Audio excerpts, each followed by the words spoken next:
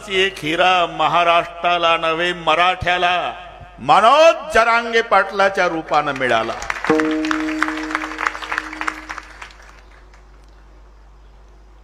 आपण लक्षात घ्या.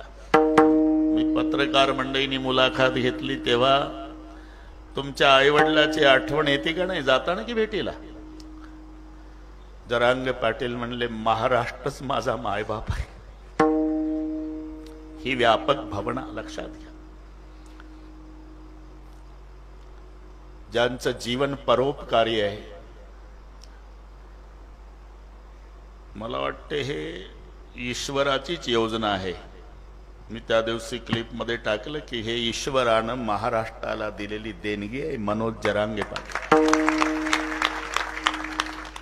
विठ्ठल